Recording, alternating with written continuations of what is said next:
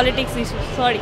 শেষমেশ রাজনীতি, এইটা একটা কেমন এরকম একটা পদক্ষেপ নেবেন, নিশ্চয়ই ভালো কিছু ভেবেই তিনি করেছেন সেটা। বিচারকটা রাজনীতিময় চলে যায় তখন আশাটা আমার থাকে না।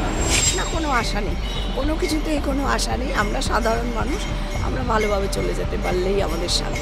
যেটা ভালো মনে করেছেন সেটাই আমার মনে হয় এটাই হচ্ছে। অভিজিৎ গঙ্গোপাধ্যায় রাজনীতির মঞ্চে সাধারণ মানুষ কিভাবে দেখছেন, চলুন একবার তাদের সাথে কথা বলে নিই। No politics issue, sorry. যে শিক্ষিত লোক, ভালো লোক আসলে রাজনীতিতে কেন সমাজের সর্বস্তরই ভালো কিছু হওয়ার আশার সঞ্চার হয়।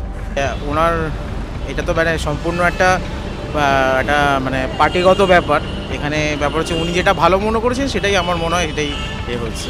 দেখুন, একজন ভালো জাজ উনি ছিলেন, বা যাই হোক যা হচ্ছিল তার বিরুদ্ধে তো অনেক কথাই বলছিলেন উনি। একটা মানে শেষমেশ রাজনীতি, এইটা একটা কেমন এই লোককে যদি মানে ফ্রিভাবে যদি রাজনীতিতে এসে যদি ফ্রিভাবে কাজ করতে দেওয়া হয়, আমার মনে হয় উনি খুব ভালো কাজ করবেন। বিচার ব্যবস্থা কী হবে না হবে সেটা কার কাছে আশা করবো আমরা?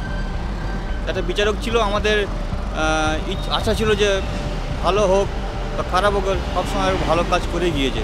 যখন সেই বিচারকটা রাজনীতিময় চলে যায় তখন আশাটা আমার থাকে না। সাধারণ মানুষের জন্য অবভিয়াসলি এটা খুব ভালোই হবে, কেননা একজন বিচারপতি যিনি আছেন আমাদের মানে ওয়েস্ট বেঙ্গলের প্রধান বিচারপতি যিনি আছেন, উনি যদি সাধারণ মানুষের হয়ে যেটা করবেন সেটা তো আর অন্য কোনো পলিটিশিয়ান অতটা ভালোভাবে করতে পারবেন না, যেহেতু তিনি আইন অভিজ্ঞ। আমার যেটা পার্সোনালি এটাই মনে হয় যে কোনো জাস্টিসকে কোনো রকম পার্টির সঙ্গে অ্যালাইন হওয়া উচিত না।